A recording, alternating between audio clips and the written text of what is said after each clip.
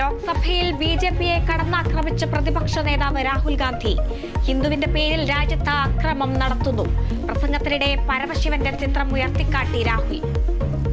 हिंसा हिंसा हिंसा नफरत नफरत नफरत। मोदी जी पूरा हिंदू समाज नहीं है, बीजेपी पूरा हिंदू समाज नहीं है, आरएसएस पूरा हिंदू समाज नहीं है।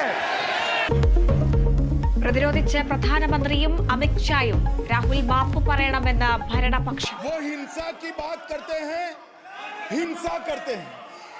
मान्यवर, इस देश में शायद इनको मालूम नहीं है, मैं मानता हूं मान्यवर, उन्होंने इसकी माफी.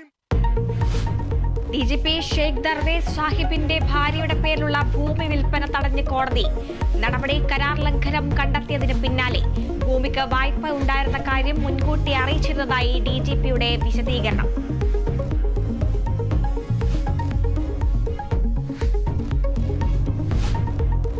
പോലീസുകാരിലെ മാനസിക സംഘർഷം കുറക്കാൻ പദ്ധതികൾ നടപ്പാക്കുകയാണെന്ന് മുഖ്യമന്ത്രി. സേനയിൽ 8 മണിക്കൂർ ജോലി പ്രായോഗികമല്ലെന്നും മുഖ്യമന്ത്രി. സർക്കാർ ഇടപെടൽ പോലീസിനെ സമ്മർദ്ദത്തിലാക്കുന്നുവെന്ന് പ്രതിപക്ഷം.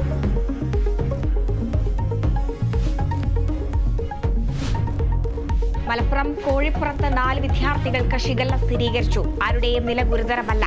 6000-ഓളം പേർ ജില്ലയിൽ മഞ്ഞപ്പിത്തം ബാധിച്ചു ചികിത്സയിൽ. പ്രതിരോധ പ്രവർത്തനങ്ങൾ ഊർജിതമാക്കി ആരോഗ്യവകുപ്പ്. സ്കൂളുകളിലും ജാഗ്രതാ നിർദ്ദേശം.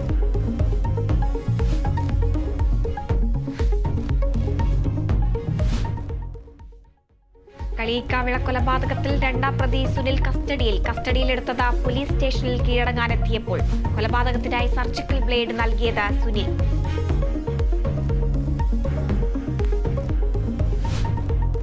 വർഷങ്ങളായി തകർന്നടിഞ്ഞ് തൃശൂർ കയ്പമംഗലം കമ്പനിക്കടവ് റോഡ്. മഴ കനത്തതോടെ റോഡ് ചെളിക്കുളമായി.